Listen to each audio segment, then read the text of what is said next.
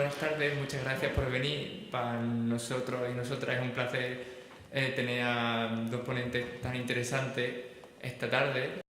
Va a hablar Antonio Turiel, que nos va a hablar de los límites físicos del capitalismo. Tiene un fin, la fuente de energía que impulsan la maquinaria del capitalismo, tanto de forma conceptual como de forma material.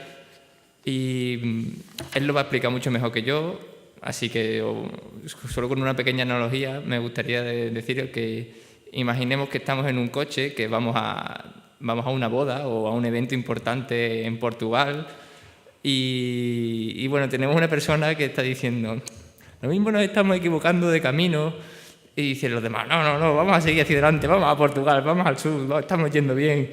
Y cuando nos vamos equivocando un poco dicen, bueno, y si tenemos un coche más rápido, aunque nos equivoquemos, pues vamos a llegar a tiempo. Entonces lo que Antonio Turiel esta tarde lo que nos va a explicar es, va a señalar al cartel, dice, bueno, los paneles están en cirílico, lo mismo, vamos un poco mal, y pues vamos a seguir insistiendo que con un coche más rápido llegamos a la boda y si no por lo menos a la tarta. Antonio Turiel es matemático de formación, después ha estado en la mitad de camino entre la física teórica y las matemáticas, trabaja en el Instituto de Ciencias del Mar, y también hace una labor muy importante de divulgación, por la que está aquí esta tarde, sobre la finitud de los recursos naturales.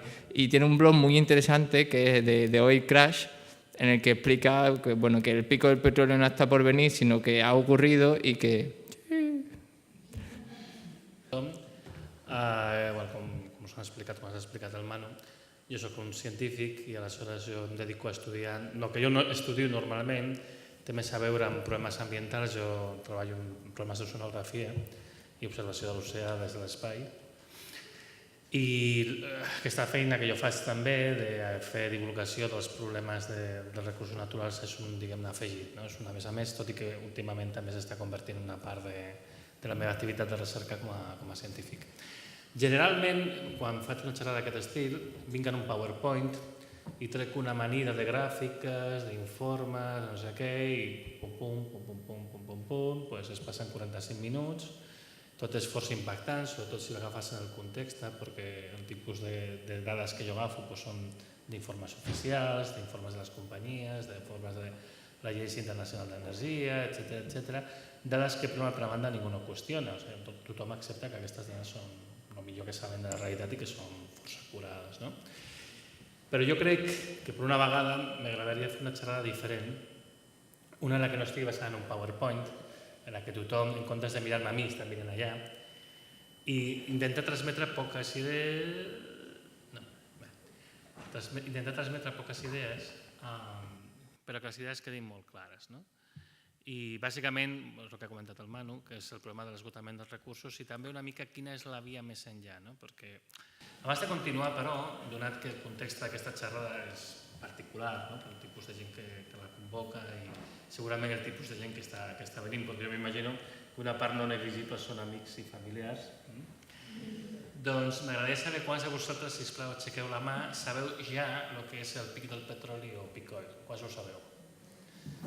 Doncs, evidentment, com es sospitava, és una típica audiència en la que ja està molt preinformada. Aleshores, simplement fer-vos un update de les últimes dades, moltes gràfiques, moltes transparències, ho veig que és una mica enfundat. De totes maneres, faré una presentació breu del concepte per a aquelles persones que no estan familiaritzades, que tot i així potser són la meitat, una mica menys de l'audiència. I després aniré una mica a les coses que jo crec que poden ser més importants per a vosaltres, per tenir referències on col·locar-vos de cara als anys que vindran, que evidentment seran anys complicats. El problema, diguem-ne, que jo he estudiat amb més detall és el moment en què s'arriba al màxim físic de producció de petroli. El problema amb el petroli, normalment la gent, quan li parles que hi ha un problema d'esgotament del petroli, pensen que el problema amb el petroli és com el que té un tonel, una bota, obre l'aixeta i allò va rejant fins al moment que s'acaba. I allà és el moment que tens el problema d'esgotament de la cervesa, per exemple, que és el moment que arribes al fons del barril.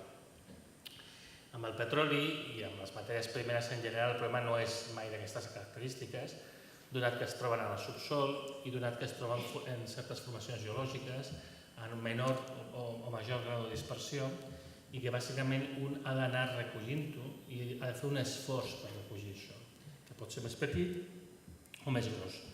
Com és natural, allò que era més fàcil d'extreure, allò que era més superficial, allò que era més compacte, que es podia extreure en gran quantitat, és el primer que hem anat a buscar. I ja van anar a buscar això amb les tecnologies més primerenques fa més d'un segle. És el que es va basar essencialment la segona revolució industrial, en el petroli. I el que hi ha, arriba un moment que, caram, comença a baixar el que està sortint i si haguessis de posar més esforç, trencar la roca, fer-ho fora i tal, acabaries gastant més energia que la que estàs recuperant.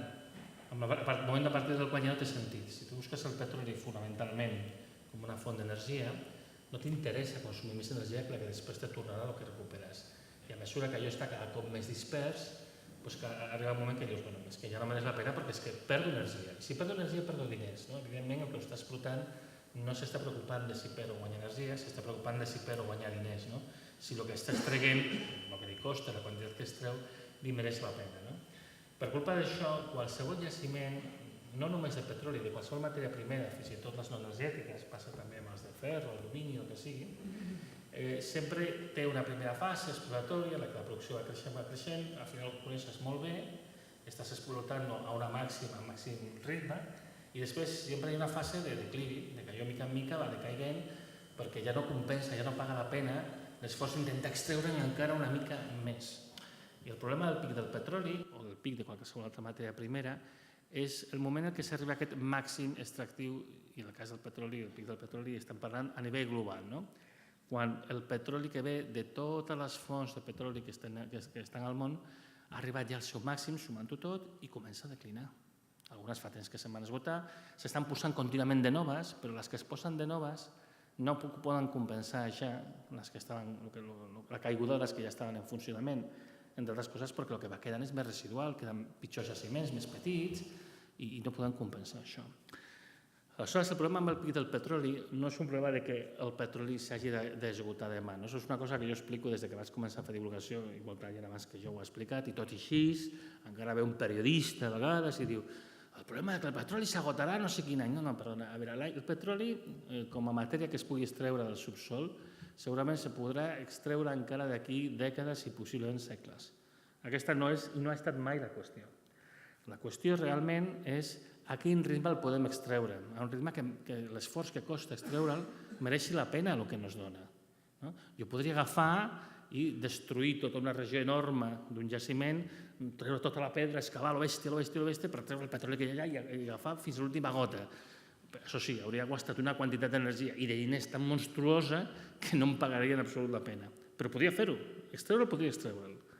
Aleshores, aquesta és la qüestió, és que tu puguis extreure'l de tal manera que te pugui ser rendible. I aquest és el problema del pic del petroli. El problema del pic del petroli és quan arribes al màxim i la producció comença a caure a escala global. La situació és anàloga a la d'un treballador que està treballant en una empresa i diguem-ne que cobra 2.000 euros al mes. Dius, 2.000 euros al mes és un bon sou i aquesta persona viu bé, viu tranquil·la. Però després l'empresa no va tan bé i l'any següent van i li baixen el sou a 1.800 euros al mes. 1.800 euros al mes no està malament, perquè aquesta persona pot viure força bé amb 1.800 euros al mes. L'any que ve ja agafen i li baixen a 1.600. I aquest ja es comença una mica a preocupar, li puja la mosca al nas, què està passant aquí? I aquesta caiguda continua progressivament al llarg dels anys i cada any ja van pagant menys, 1.400, 1.200, 1.000, 900, 800, 700, 600, 550... A mesura que ja te paguen menys, te van traient menys, però te fa més mal, perquè cada cop estàs visquent amb menys. Tens més dificultats per arribar a la fi del mes, perquè has d'aprendre a viure tenint una disponibilitat inferior de diners. El problema del pic del petroli és aquest. La caiguda de la producció de petroli s'allargarà durant dècades, serà més ràpida ara al començament, però després serà més progressiva, si vols, una caiguda, que s'allargarà, i el problema que tindrem en tot cas és que haurem d'aprendre a viure amb menys de petroli. Una qüestió que es sol plantejar, però quan passarà, no? Quan algú te pregunta quan vindrà el pic del petroli, en el fons t'està dient, bueno, a partir de quin moment he de començar a fer alguna cosa, no? Perquè jo no vull canviar radicalment la manera de fer les coses, aleshores, digue'm en quin moment i ja a partir d'aquell moment comencem a veure si fem alguna cosa. Això és erroni per molts motius, un fonamental que sol dir un amic meu, que no has d'esperar tenir set per construir un pou i de la mateixa manera no has de començar a pensar en adaptar-te a un problema molt gros, com és la caiguda de la disponibilitat d'energia de la societat, a que aquest comenci realment. L'altre problema que té aquesta pregunta és que ja ha passat. El màxim de producció de petroli cru convencional, que és el petroli de debò, allò que veiem a les pel·lícules, el típic pou que es mou amunt i avall, va ser l'any 2005. O sigui, va ser fa 12 anys.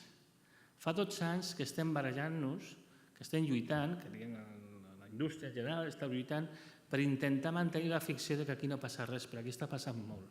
Està passant moltíssim, de fet. Fa 12 anys que la producció de petroli cru va arribar al seu màxim, se va mantenir durant uns anys, si fa no fa semblant, i ja ha començat a davallar. Ara ja està davallant i de fet ara té una tendència a davallar cada cop més ràpid. I el petroli cru és el 90% de tot el petroli que se consumeix, de tot el que estem anomenant petroli, perquè realment per compensar aquesta falta del petroli cru el que s'ha introduït és molts hidrocarburs líquids, petrolis no convencionals, alguns dels quals és discutible anomenar-los petroli, com ara el butà. El butà s'està comptant com si fos petroli, el butà i el propà. Hi ha cosetes per aquí que ja són discutibles, no tot serveix per fer-ho tot, no tot és tan versàtil com el petroli cru, però hem anat introduint pedaços, primer els anomenats biocombustibles, el nom ja és discutible en si mateix, després, quan vam veure que això en el fons no s'hi guanyava energia, que era un error, que per tot això es manté la normativa a Europa i als Estats Units que obliga a posar una part de biocarburants a la barreja que es dona a les benzineres, encara es manté aquesta obligació. El 7% del carburant que agafeu és biocombustible. Doncs, després es van introduir les sorres bituminoses del Canadà i els petrolis extrapesants de la franja de l'Orinoco a Venezuela, però també es va veure que jo tenia moltíssimes limitacions, a part d'un desgavell ambiental que és impressionant, que gràcies a l'explotació d'aquestes sorres bituminoses al Canadà, el Canadà, a part de ser l'únic país que ha marxat del protocol de Kyoto després d'haver-ho signat, ha aconseguit convertir en un bosc boreal molt maco, algo molt semblant a Mordor, justament per l'explotació d'aquestes sorres bituminoses. Després s'han trobat que tampoc no es podien incrementar tant, perquè tant aigua i tant gas no en tenen, és un producte de merda, té molt baix rendiment, i aleshores el següent ha estat el fracking amb el que van estar durant la murga aquí a Catalunya. Va haver alguns projectes exploratoris de fracking per produir gas, realment no per produir petroli, perquè aquí no hi ha reserves conegudes de petroli que es puguin explotar mitjançant la tècnica del fracking. El fracking bàsicament és anar a buscar petites gotetes de petroli que han quedat atrapades enmig d'una roca dura. És això el que s'ha anat a buscar. És realment anar a escurar el plat al màxim. Però ens diuen que això té un rendiment de l'hosti, que no, com això ja tenim tot resolt, que els costos de producció als Estats Units, la revolució del fracking i demés. La revolució del fracking als Estats Units ha comportat que des del 2011 les empreses que es dediquen al sector dels hidrocarburs, tant líquids com gasosos, estiguin perdent diners d'una manera salvatge. És a dir, per intentar mantenir la ficció que aquí no passava res, s'ha extret això, però perdent diners. Bàsicament és a dir, perdent energia. Algú d'alguna manera ho ha pagat. I bàsicament de moment han estat aquestes empreses. Heu de pensar en un informe que va publicar el Departament d'Energia el juliol del 2014, mostrava que les 127 companyies de petroli i de gas més grans del món, incloent-hi privades i públiques, havien estat perdent diners a un ritme de 110.000 milions de dòlars a l'any als anys 2011, 2012 i 2013, que era quan el preu del barril estava molt car, estava històricament car. És a dir, el barril del petroli estava car, aquestes empreses van llançar a fer això, van perdre diners a mans plenes i després, malgrat tot així, el preu era massa car, hi ha un problema amb la demanda no és tan forta, Xina comença a frenar una mica, el preu cau i ara estem en la situació actual, un preu molt baix, no acaba de pujar, no hi ha una recuperació de demanda. A Europa el consum d'energia primària es manté a nivells dels anys 90 en aquest moment, 95, I la resta del món, bueno, doncs hi ha alguns jocs que hi ha petita recuperació, es mira molt el PIB, no? És que el PIB puja, però què està passant? Qui està pagant el PAT? Perdoneu-me. Qui està pagant aquí l'ànec? Això és per veure si estàveu atents. Qui està pagant el cost real? Doncs evidentment les classes treballadores. Què està passant? S'està degradant la qualitat de l'ocupació, s'està pagant menys. Algú ha d'aportar aquesta energia. I aleshores això implica una demanda més continguda. Si tu estàs cobrant 600 euros al mes o 500 euros en un minijob, segurament no te planteges tenir un cotxe, aleshores això implica menys consum de petroli en particular. I essencialment és un fenomen completament estès. No pensem que a Alemanya, per exemple, estan lligant dosos amb llonganisses, perquè no és el cas. A Alemanya el tema dels minijobs és una cosa també molt estesa. És el que està passant. S'està mantenint una ficció de que no hi ha problemes, de que hi ha abundància, perquè essencialment s'està degradant la capacitat de compra de les classes populars. S'està produint un bombeig subtil, no tan evident, de les rendes del treball cap a les del capital per tal de mantenir la ficció de que aquí no passa res. Jo moltes vegades explico que els primers moments de l'escassedat es manifesten perquè els prestatges dels supermercats estan plens. I aleshores dius, no hi ha problema d'escassedat. Dic, en realitat potser el subministrament no arriba per cobrir el mateix consum que hi havia abans. El que es fa és inhibir a la gent del consum, dones menys renda, i aleshores les persones se n'adonen que no poden comprar tot el que voldrien o potser fins i tot necessitarien, però el que fan és s'autoinculpen i es pensen que és culpa d'ells, perquè veuen que al supermercat hi ha coses i sóc jo que no he arribat, d'alguna manera estic fent alguna cosa malament. És una mica l'objectiu. Moltes vegades heu de pensar que des dels mitjans de comunicació, sobretot la televisió, s'han donat molts missatges bàsicament per culpabilitzar la gent de la situació en la que està immersa. I es parla de recuperació i tal, no sé què, però en el fons el que hi ha és una degradació de les rendes del treball, com és normal perquè algú ha de pagar això. Com he dit, és una mica la situació que ha passat fins ara i ara estem arribant a un moment molt interessant dins, diguem-ne, de la falta de capacitat de previsió que hi ha a nivell sistèmic dels grans poders polítics, dels grans més pensants, que malgrat disposar de tota la informació no volen veure el que al final acaba sent obvi, i és que ens acostem a un moment que la producció de petroli està a punt, farà els propers mesos, potser en un parell d'anys, farà un daltabaix important. Això és una cosa que, els que han seguit el meu blog des de fa temps saben que ja fa temps que ho estic comentant, que això és una cosa inevitable, sobretot veient que està passant que la indústria petroliera, simplement per sobreviure, perquè estan en pèrdues molt importants, també aquesta idea estàtica de les petrolieres són unes sangoneres que volen treure profits obscens i més, sí, és veritat, sempre ha estat així, però ara mateix estan tenint problemes de viabilitat. Fins i tot Repsol, amb tots els diners que havia guanyat venguent-se, quan abans propi l'IPF, està en una situació apurada ara mateix. El que estan fent és essencialment deixar d'invertir en buscar més jaciments, imposar més jaciments en línia, just al moment que més necessitat hi havia per evitar la caiguda de la producció, perquè tot el que s'està explotant, la majoria ja és molt vell, ja està donant símptomes d'esgotament d'aquesta davallada, i la davallada és molt forta si no la compenses posant nous jaciments contínuament en línia. I el que està passant és que no s'estan posant, no s'està invertint, és el que està passant ara. Heu de pensar que en els últims 2 anys, faltava veure les dades del 2016 al 2017, però la indústria del petroli i dels gas ha desinvertit, ha invertit quasi la meitat del que estava invertint històricament. Ha baixat la inversió un 46, un 47%.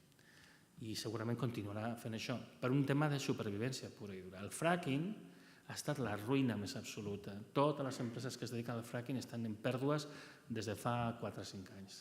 Algunes des del començament, bàsicament. El fracking ha estat un miratge. De fet, la producció de fracking cau. Ara mateix es produeix un 15% menys del màxim que s'havia arribat a produir als Estats Units. Per això no s'ho explicaran, encara hi haurà el típic expert encorbatat que dirà el fracking i la revolució energètica i no sé quantes altres coses, però és mentida. Ara ja és una mentida flagrant, i s'agafen a petites dades disperses per fer veure que tot continua com fins ara. No és veritat. Aquest problema de la fortíssima desinversió de les companyies petrolieres, ara mateix la pròpia Agència Internacional d'Energia comença a reconèixer amb preocupació, perquè el problema és que si tu ara poses un pou, comences a intentar explotar un pou de petroli, un jaciment, trigues de 3 a 5 anys a que això realment estigui en línia. Costa un esforç, costa un temps. I tenint en compte que portem 2 anys, havia 3 en els que no s'està invertint, s'està invertint molt poc, s'estan congelant projectes, es manté el mínim, diguem, de marxa, doncs farem un daltabaix molt fort de la producció i, com diu l'Agència Internacional de l'Energia, això provocarà que el preu del petroli es dispararà. Ara mateix estem visquent una mica de rendes, estem al temps de descompte, estem aprofitant encara el que s'havia emmagatzemat quan el petroli era barat, que es van iniciar a comprar un munt per mantenir els magatzems de la indústria perquè el preu era barat, a nivell especulativa pura i dura, el de sempre, i això s'està començant a escurar, i en un moment donat el problema és que la producció caurà i quan es trobi amb la demanda continuarà caient, però que té una inèrcia, és que tu no pots, això no, insisteixo, no és obrir una aixeta, necessites un procés de desenvolupament, has de reclutar persones, has d'agafar materials, transportar-los, fer tota l'anàlisi del terreny, fer un munt de coses, i no s'està fent. Amb la qual cosa tenim garantida, perdoneu que ho digui així de clar, una hòstia molt forta els propers anys. L'única cosa que ara està en discussió és el moment exacte en el que passarà. Si passarà aquest any, si passarà el que ve o amb moltíssima sort el 2019. Però el pitjor és que, a més, quan més trigui, més forta serà l'hòstia. Això també és veritat. I el problema és que, si passa com el 2008, un preu molt alt no es pot suportar per la indústria en general, la indústria no petrolera, la indústria generalista, qualsevol altra activitat mercantil, fàbrica, etc. Aleshores, els negocis tancaran, la gent serà acomiadada, agafarà menys el cotxe, amb la qual cosa al final el que s'aconseguirà és que el consum baixi i de nou els preus del barril no seran rendibles per a la indústria extractiva, que aleshores no recuperarà la inversió en jaciments, la producció continuarà caient i tornarà a creuar-se amb la demanda, el preu tornarà a disparar-se, una situació molt dolenta, i aquest és l'escenari al que anem.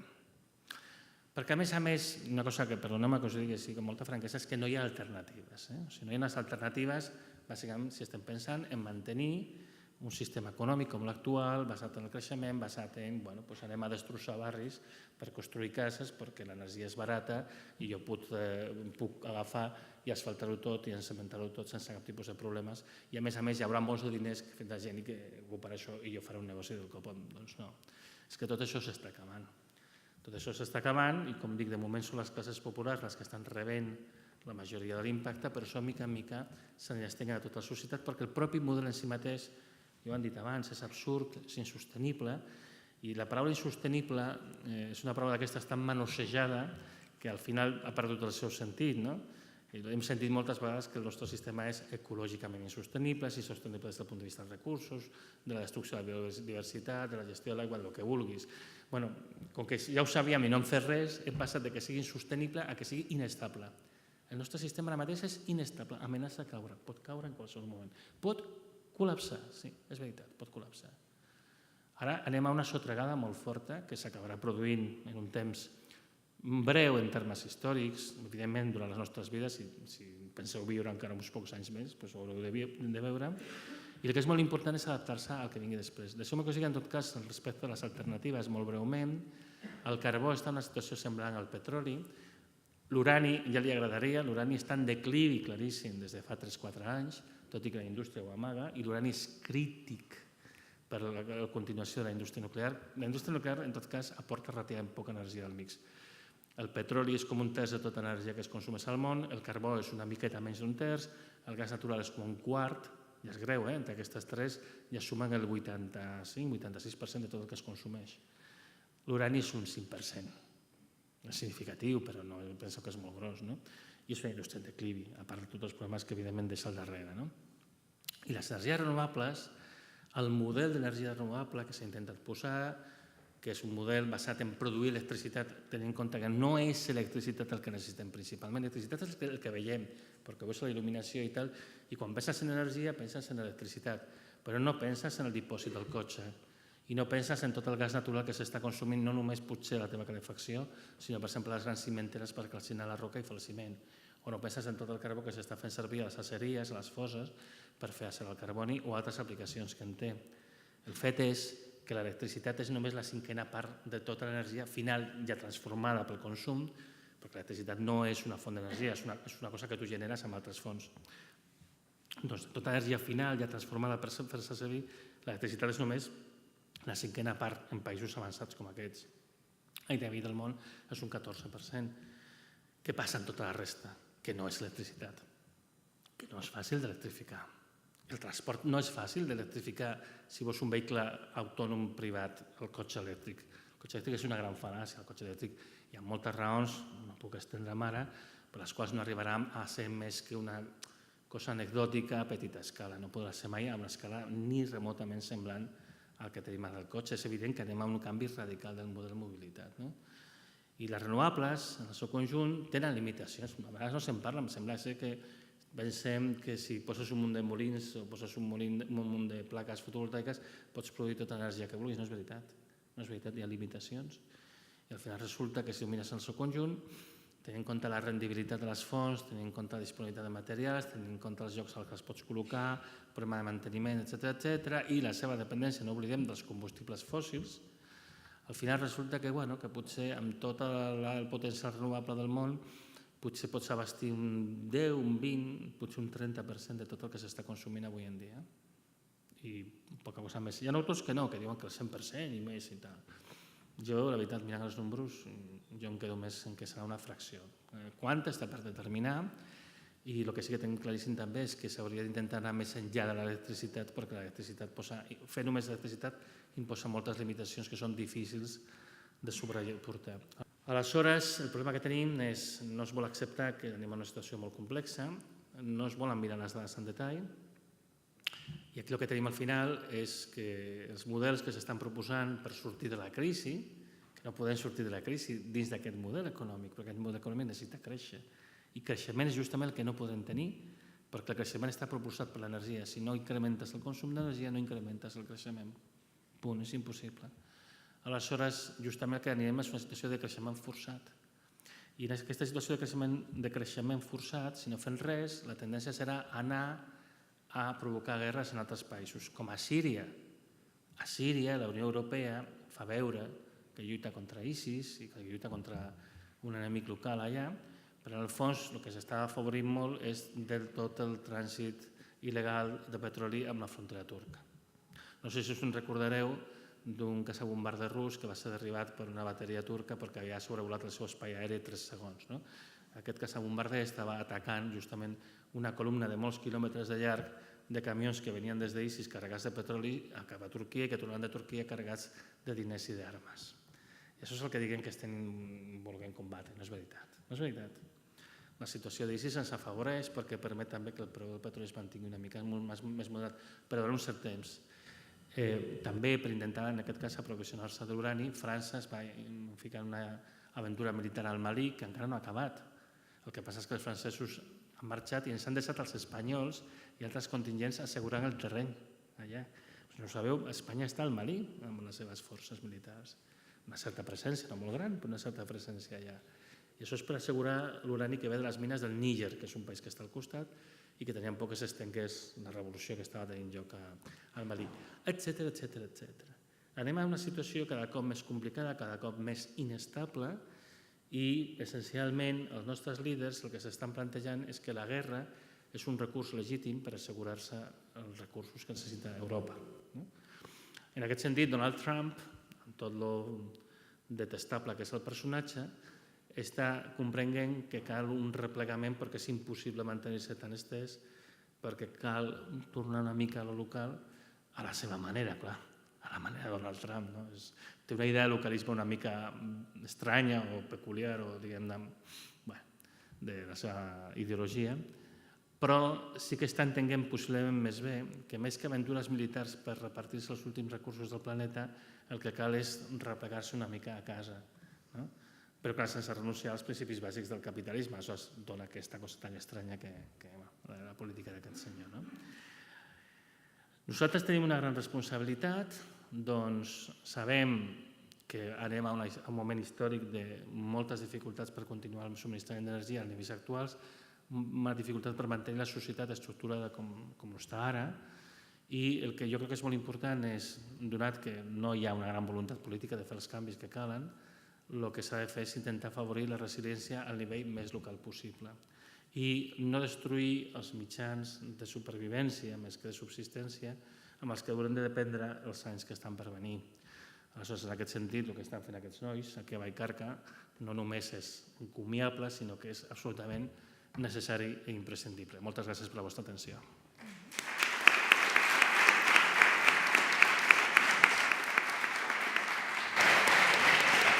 Así que muchas gracias a todo el mundo por venir, muchas gracias a los ponentes por estas charlas tan interesantes y muchas gracias a la Biblioteca Jaume Fuster. Gracias.